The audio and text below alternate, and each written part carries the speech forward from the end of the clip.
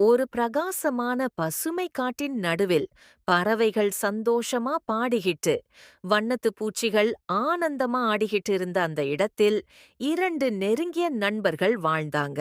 தீனா என்ற யானை மற்றும் மியா என்ற குரங்கு.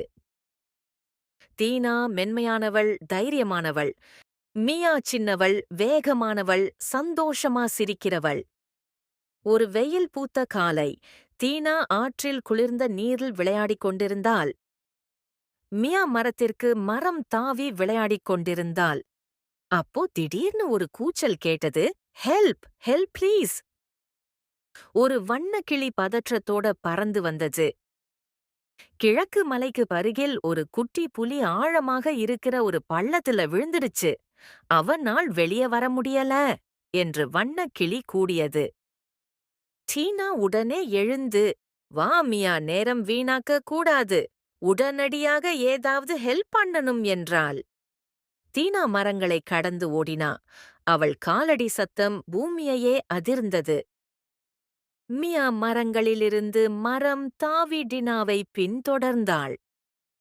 அவங்கள் மலைக்கு அருகில் வந்தார்கள். அங்கே ஒரு பள்ளம் இருந்துச்சு.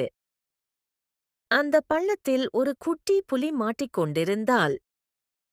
அச்சப்படாதே குட்டி புலி என்று மியா கூறினாள். நாங்கள் உதவ வந்திருக்கோம் என்றால். தீனா முன்னே வந்து தன்னோட தும்பிக்கையை நீட்டினாள். ஆனால் அது புலிக்குட்டிக்கு எட்டவில்லை. அதை பார்த்து கொண்டிருந்த மியா சற்று யோசித்தாள். அவளுக்கு பக்கத்தில் இருந்த ஒரு மரம் கண்ணுக்கு தென்பட்டுச்சு. அதுல பல வலிமையான கொடிகள் இருந்தன. தீனா, இந்த வில்லை கொண்டு நாம் அவனை இழுக்கலாம் என்றாள் மியா. தீனா தன்னோட தும்பிக்கையால் கொடியின் ஒரு பக்க முனையை பிடித்தாள். மியா அதோட வேறொரு முனையை ஒரு பெரிய கல்லில் கட்டிவிட்டு கொடியை பள்ளத்தில் விட்டாள். இதை பிடித்துக்கொண்டு மேலே வா புலிக்குட்டி என்றாள் மியா. ஆனால் புலிக்குட்டிக்கு பயம் அதிகமானது. அவன் அந்த கொடியை பிடித்து மேலே வரவில்லை.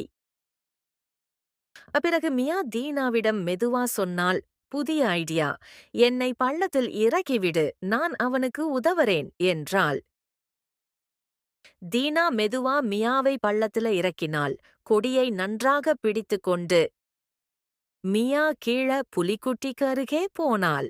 கொடியை நன்றாக பிடிச்சுக்கோ என்று அவள் புலிக்குட்டியிடம் சொன்னாள். தீனா முழு சக்தியைக் கொண்டு கொடியை இழுத்தாள். மெல்ல மெல்ல மேலே வந்தார்கள் மியா மற்றும் புலிக்குட்டி. நீண்ட நேரத்திற்குப் பிறகு அவர்கள் பள்ளத்திலிருந்து வெளியே வந்தார்கள். காட்டு விலங்குகள் எல்லாம் ஓடி வந்தன. வண்ணக்கிளி, மான், முயல் மற்றும் புலிக்குட்டியின் அம்மா கூட.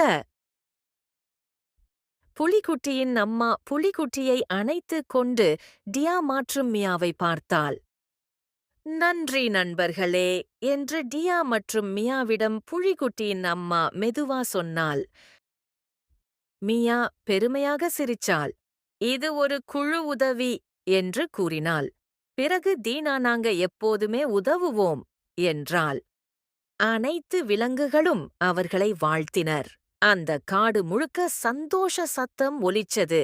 அந்த நாளுக்கு பிறகு தீனா மற்றும் மியா இந்த இருவரும் காற்று உதவித் திறமைக்கான ஹீரோக்கள் ஆனாங்க.